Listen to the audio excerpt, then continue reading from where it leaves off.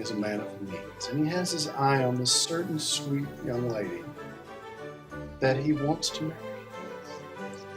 And she happens to be the daughter of the evil Gorgon, Lady Bracknell. He also has an identity crisis because his name is Jack, and the object of his affection wants his name to be Ernest. Really, I must say that I think there are lots of other names much nicer. I think Jack, for instance, is a charming. Jack?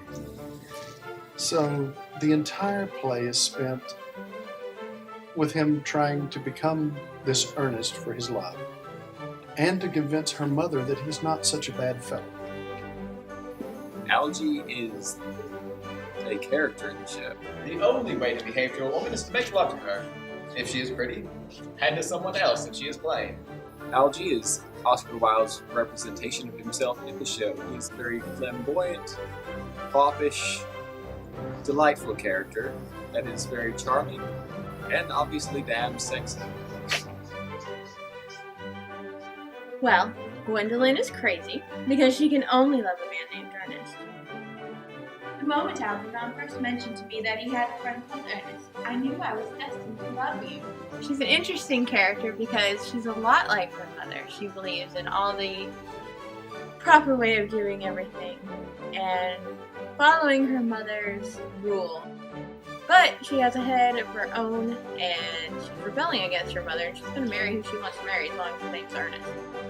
I am the ward of John Worthing, and Cecily is, I guess, the typical Victorian young girl. She's a dreamer. She keeps a diary. She's very bored. She's always being forced to study and better herself to fit the Victorian model, but she dreams of more. I keep a diary in order to enter the wonderful secrets of my life.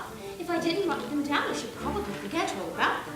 And then Algernon comes in, and even though he's not exactly the man that she has envisioned and created for herself in her diary, she somehow sees him as that man and just makes him fit the mold, and she's a dreamer, and she's adorable, and we've compared her to a little puppy because she's a ball of energy, and she's a lot of fun. Lady Bracknell is the grande dame of the family. She is the ruler, and nobody else is above her. To speak frankly, I'm not in favor of long engagements. They give the people the opportunity of finding out each other's character before marriage, which I think is never advisable.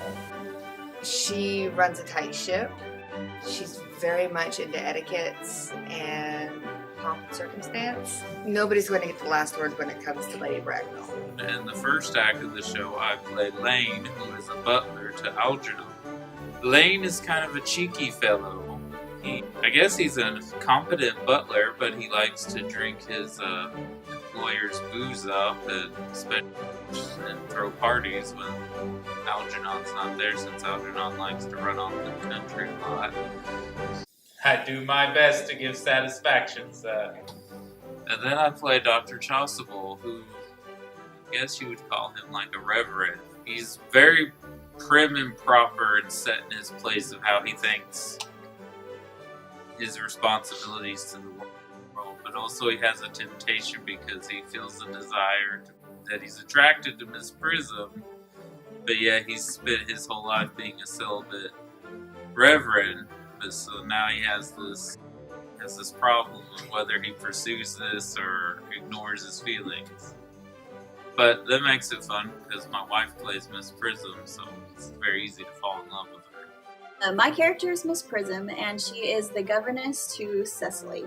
And really, she is a very horrible governess, and she does not look after people very well, as you will find out in the show.